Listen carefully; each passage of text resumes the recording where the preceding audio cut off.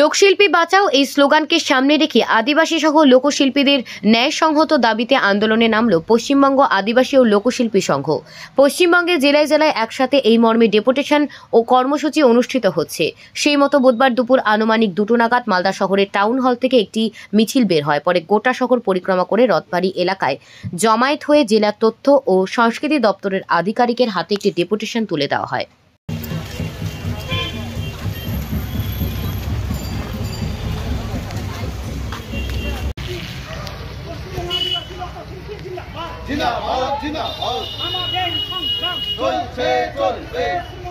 আদিবাসী লোকশিল্পী সংগ্রাম চলবে।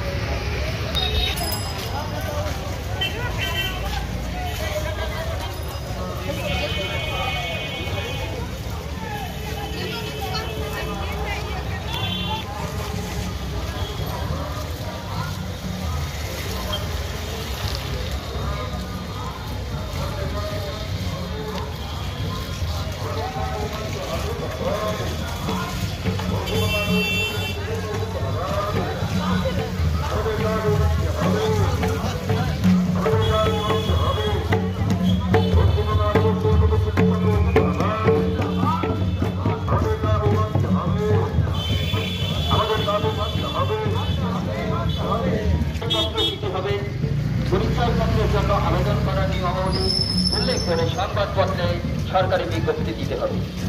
এবং আপনাদের আদিবাসীদের আজকে র্যালি কি জন্য? আজকে আমরা আমাদের কতগুলো দাবি দাবা আছে, সেই দাবিগুলোকে আমরা আইডি সাহেবের কাছে পেশ করব। কি কি দাবি? আমাদের যে সমস্ত দাবিগুলো আছে সেগুলো হচ্ছে প্রত্যেক প্রকৃত লোকশিল্পীকে পরিচয়পত্র দিতে হবে।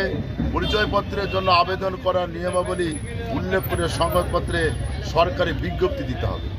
তাছাড়া লোকশিল্পীদের ভাতার পরিমাণ সম্মানজনকভাবে বৃদ্ধি করতে হবে। সরকারি প্রকল্পের প্রচারে সীমাবদ্ধ না রেখে নিজেদের রচিত গান ও পালা গান পরিবেশনে লোকশিল্পীদের উৎসাহিত করতে হবে। এজন্য ব্লকে ব্লকে লোক অনুষ্ঠান করতে হবে। অনুষ্ঠানে যাতায়াতের ক্ষেত্রে বাস ট্রেনের যাতায়াতের ভাড়ার ক্ষেত্রে কনসেশন বা ছাড় দেওয়ার ব্যবস্থা চালু করতে হবে। অনুষ্ঠান মঞ্চ সহ সর্বত্র মহিলা লোকশিল্পীদের মর্যাদা রক্ষা ও নিরাপত্তার ব্যবস্থা করতে হবে। প্রায় 5 বছর পূর্বে তথ্য ও সংস্কৃতি দপ্তর প্রদত্ত আবেদনপত্র জমা দেওয়া আবেদনকারী লোকশিল্পীদের দ্রুত পরিচয়পত্র দেওয়ার জন্য বা পরীক্ষার অডিশন ব্যবস্থা করতে হবে। দুস্থ লোকশিল্পীদের বাদ্যযন্ত্র পোশাক আপনার নাম? চারুকর। আমার নাম নবকুমার হালদার।